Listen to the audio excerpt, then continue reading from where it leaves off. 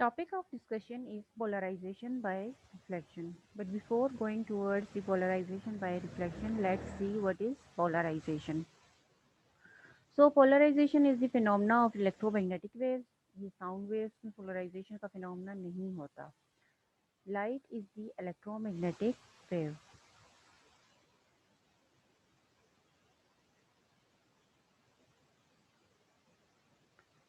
It consists of vibrations of electric and magnetic field. इसमें जो है ये इलेक्ट्रिक और मैग्नेटिक फील्ड कंपोनेंट्स दोनों इन्वॉल्व होते हैं और ये परपेंडिकुलर टू ईच अदर होते हैं और एक दूसरे के साथ इन फेज होते हैं. जैसे ही एक इंक्रीज होता है दूसरा भी इंक्रीज होता है, एक जीरो को पहुंचता है तो दूसरा भी जीरो को पहुंचता है. Between they are in phase. और इसी तरह से electromagnetic wave is transverse wave in which the oscillations of the medium are perpendicular to the propagation of wave. और इसकी स्पीड क्या होती है 3 × 10⁻8 मीटर पर सेकेंड. Now polarise light. तो एक बात और कि यहाँ पे इलेक्ट्रिक फील्ड और मैग्नेटिक फील्ड, इलेक्ट्रोमैग्नेटिक वेव्स में इलेक्ट्रिक फील्ड और मैग्नेटिक फील्ड कंपोनेंट्स दोनों इन्वॉल्व होते हैं, लेकिन हम पोलराइजेशन में जो है वो सिर्फ इलेक्ट्रिक फील्ड कंपोनेंट को जो है वो डिस्कस करेंगे, बिकॉज इलेक्ट्रिक फील्ड कंपोनेंट जो है वो ज़्यादा इन्वॉल्व होता है for the process of vision. तो इस वजह से इलेक्ट्रिक फील्ड कंपोनेंट को सिर्फ कंसिडर करेंगे. ठीक है. तो पोलराइज लाइट क्या है, vibration lie on a single plane only. तो ये देखें इलेक्ट्रिक फील्ड का कंपोनेंट जो है वो सिंगल प्लेन में जब लाया करे तो वो पोलराइज लाइट होती है. और अनपोलराइज कब होती है, जब इलेक्ट्रिक फील्ड कंपोनेंट्स जो हैं वो डिफरेंट प्लेन्स में जो है वो लाई कर रहे हों, तो वो जो है वो अनपोलराइज लाइट होती है. जिस तरह से हमारे पास जो है वो वेव किस तरह से जनरेट होती है. वेव जो है वो ऑसिलेशंस या वाइब्रेशन ऑफ दी एटम्स की वजह से जनरेट होती है. अगर हमारे पास कोई भी एटम है, अगर atom along Y axis move कर रहा है तो उसकी वजह से जो है वो वेव जनरेट जो प्लेन पोलराइज वेव जो होगी वो अलोंग वाई एक्सिस होगी. और इसी तरह से अगर एटम जो है वो अलोंग एक्स एक्सिस अगर मूव कर रहा है तो उसकी वजह से जो प्लेन पोलराइज वेव जो जनरेट होगी वो अलोंग वाई एक्सिस जो है वो जनरेट होगी. लेकिन हमारे पास कोई भी ये लाइट सोर्स है, लाइट सोर्स के अंदर कोई एक एटम या दो एटम्स तो नहीं होते ना, उसमें तो नंबर ऑफ एटम्स होते हैं. तो इस वजह से इलेक्ट्रिक फील्ड जो है वो अलोंग डिफरेंट पॉसिबल डायरेक्शंस में होगी. तो इस वजह से वो जो लाइट होती है वो अनपोलराइज्ड होती है. ठीक है. अब हम इस टॉपिक में पढ़ेंगे क्या, पोलराइजेशन बाय रिफ्लेक्शन. तो हमने क्या करना है, अनपोलराइज लाइट को जो है वो इनटू पोलराइज लाइट में कन्वर्ट करना है by the process of reflection. ठीक है. Now let's see what is the process. Figure 33.25 shows a ray of unpolarized light incident on a glass surface. Let us resolve the electric field vectors of the light into two components. तो ये देखिए यहाँ से जो है ये एक surface है, लाइट हम ग्लास है, ग्लास के ऊपर हमने जो है वो इंसिडेंट लाइट को फॉल आउट किया, लेकिन इंसिडेंट लाइट कौन सी है, अनपोलराइज्ड है. ठीक है. अनपोलराइज्ड मींस के इसमें जो है वो इलेक्ट्रिक फील्ड कंपोनेंट्स जो हैं वो डिफरेंट डायरेक्शंस में हैं, लेकिन हमने क्या किया हुआ है कि ये जो डिफरेंट डायरेक्शंस में अनपोलराइज लाइट है उसके कंपोनेंट्स को जो है वो अलोंग दो डायरेक्शंस में जो है वो रिजॉल्व किया हुआ. जैसे ये हमारे पास डिफरेंट डायरेक्शंस में जो थे ये कंपोनेंट्स थे, एक इधर इधर यहाँ डिफरेंट डायरेक्शंस में थे, तो इसको जो है वो सिर्फ और सिर्फ दो परपेंडिकुलर एक्सिस में जो है वो इलेक्ट्रिक फील्ड को रिजॉल्व किया हुआ है. ठीक है.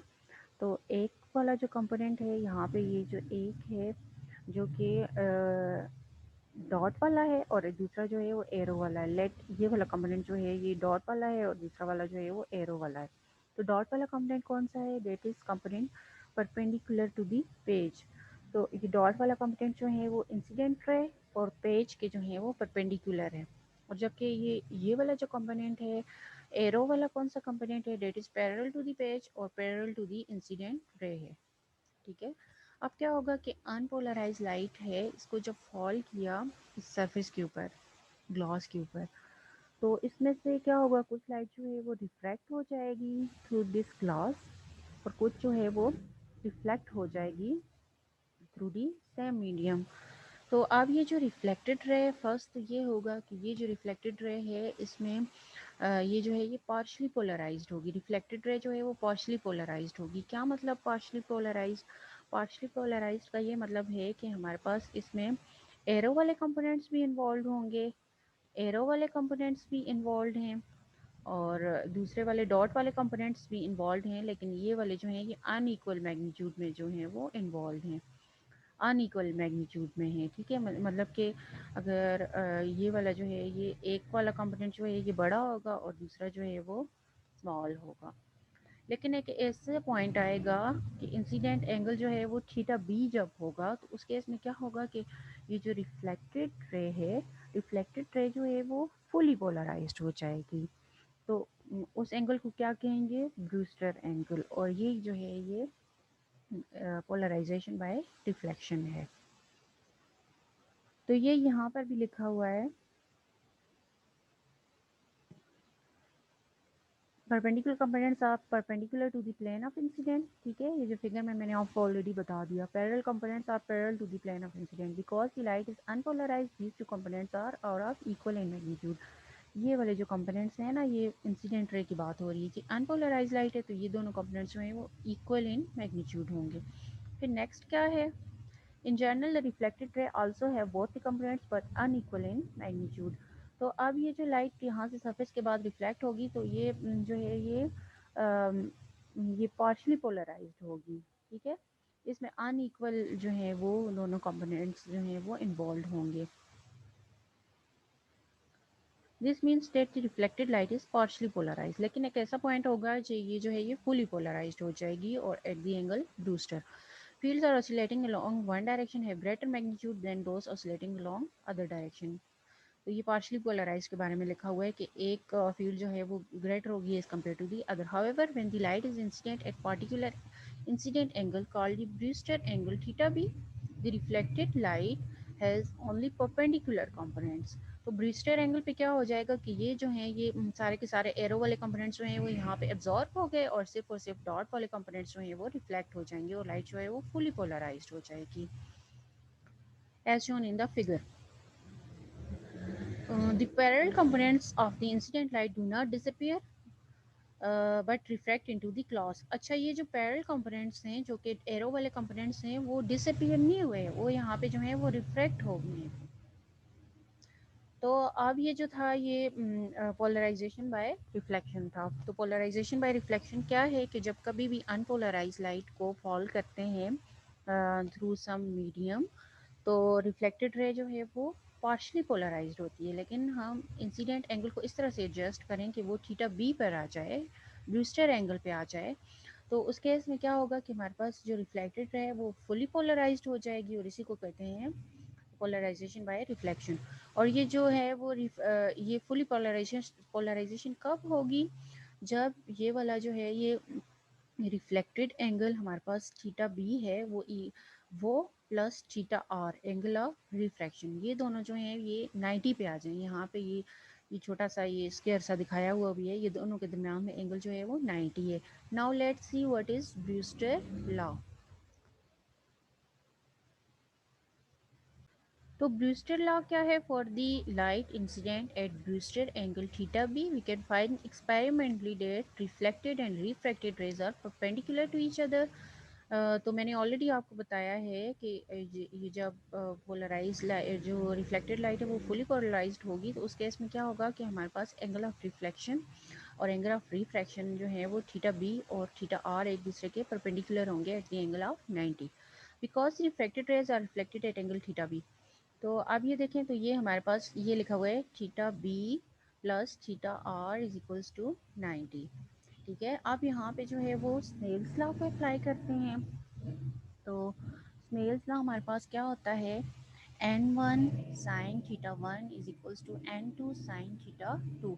तो यहाँ पे थीटा वन के बजाय जो है वो कर लेते हैं ये n1 एक मीडियम है, उसमें एंगल जो है वो थीटा वन है, n2 दूसरा मीडियम है और इसमें एंगल थीटा टू है। तो n थीटा वन के बजाय थीटा बी लिख लेते हैं क्यों, और थीटा आर की जगह जो है वो थीटा टू के बजाय थीटा आर लिख लेते हैं। ठीक है, तो ये हमने यहाँ पे स्नेल्स लॉ को अप्लाई किया। अब ये वाली जो इक्वेशन है इसमें से हमने क्या करना है, इसमें से जो है वो थीटा आर की वैल्यू जो है वो थीटा आर की वैल्यू अगर देखें तो ये क्या हो जाएगी, theta R is equals to what, ये हो जाएगा 90 डिग्री माइनस थीटा बी। ठीक है, तो अब ये वाला जो थीटा आर की वैल्यू है यहाँ पे ये इसकी जगह पे पुट कर लेते हैं। ठीक है, तो इसकी जगह पे जब पुट कर लिया तो ये आ जाएगा n2 sign 90 minus theta B.